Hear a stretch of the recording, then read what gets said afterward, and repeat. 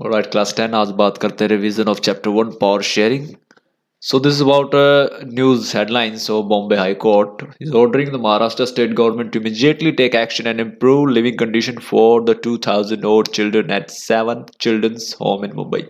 तो मुंबई में children home कहते हैं जो अनाथ आश्रम होते हैं जहाँ पे वो बच्चे रहते हैं जिनके माँ बाप नहीं होते, तो उनके लिए काफ़ी बेकार सिचुएशन रही थी वहाँ पर खाने की रहने की. तो इस बात का संज्ञान लेते हुए बॉम्बे हाई कोर्ट ने सरकार को ये निर्देश दिया था कि वो इनके सुधारों के लिए काम करे.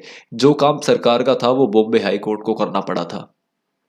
भारत में भी यही सिचुएशन है कि सुप्रीम कोर्ट कई बार सरकार की भूमिका निभाता है, और ये है पावर शेयरिंग का एक बेस्ट एग्जांपल कि कई बार आप देखते हैं कि सरकार को जो काम करना चाहिए वो कोर्ट करते हैं, जैसे प्रदूषण को लेकर, वाटर को लेकर या लोगों की भलाई को लेकर. तो ये है पावर शेयरिंग का बेस्ट एग्जांपल. तो पावर शेयरिंग मीन्स क्या होता है? ताकत का बंटवारा, शक्ति का बंटवारा. शक्ति एक जगह पे ना रह के उसको बांटा जाए. तो उसका बेस्ट एग्जांपल है इंडिया में हमारा मौजूदा जो सिस्टम है वो. तो डिफरेंट टर्म्स आपने देखे थे. मेजोरिटेरियन आपने देखा था मेजोरिटी की गवर्नमेंट जहां पर हो, कम्युनिटी गवर्नमेंट किसी एक कम्युनिटी की सरकार, प्रूडेंशियल कहते हैं अच्छी तरह से देखभाल करके फायदे नुकसान को सोचकर डिसीजन लिया जाए. चेक एंड बैलेंस कहते हैं लेजिस्लेचर एग्जीक्यूटिव जुडिशरी को, जिसमें एक दूसरे को चेक करते हैं और बैलेंस रखते हैं.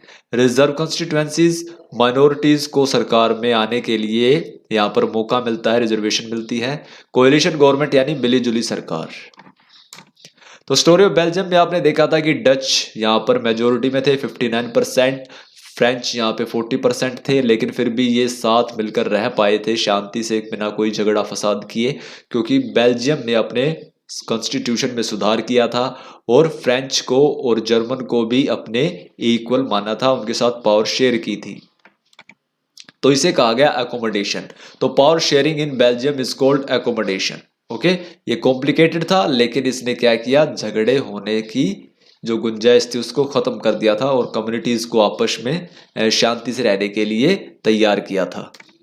श्रीलंका की स्टोरी बिल्कुल इसके उलट रही. यहाँ पर मेजोरिटी जो थी सिंघालेज, उन्होंने पूरी तरह से माइनॉरिटी जो है तमिल्स, उनको दबाने की कोशिश की, और जब तमिल्स के खिलाफ खड़े हुए तो यहाँ पर दोनों के बीच में सिविल वॉर क्रिएट हो गई. इसे कहा गया मैजोरिटेरियनिज्म, जो सिविल वॉर में बदला जाके, और जिससे पूरा देश काफी पीछे चला गया. तो आपने दोनों स्टोरी से क्या सीखा कि अगर आप पावर शेयर नहीं करेंगे तो आपका श्रीलंका वाला हाल हो जाएगा, और अगर आप पावर शेयर करेंगे तो आप बेल्जियम की तरह शांति से एक साथ मिलजुल कर रह पाएंगे, और जो डेमोक्रेसी का रियल में मीनिंग होता है. तो पावर शेयरिंग डिजायरेबल क्यों होती है? प्रूडेंशियल मोरल रीजन इसके पीछे बताए गए हैं. प्रूडेंशियल यानी ये हमारे लिए बेटर आउटकम्स लेके आती है, अच्छे नतीजे लेकर आती है. मोरल रीजन कहता है ये वैल्यूएबल है, हमारी डेमोक्रेसी की आत्मा इसमें निहित है. डेमोक्रेसी कैसे यहाँ पर पावर शेयर करती है? तो पहली पावर शेयर होती है लेजिस्लेचर, एग्जीक्यूटिव और जुडिशरी के बीच में, जिसे कहते हैं horizontal power sharing. Power sharing between government इसे कहते हैं वर्टिकल पावर शेयरिंग. केंद्रीय सरकार, राज्य सरकार और ग्राम सरकार, ग्राम पंचायत या local government.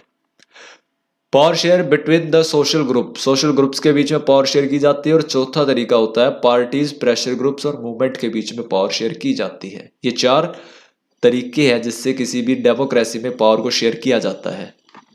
Now we come to the exercise में फर्स्ट क्वेश्चन आपसे पूछ रहा है कि पावर शेयरिंग के डिफरेंट फॉर्म्स आप बताइए. अभी हमने डिस्कस किया है एग्जांपल के साथ.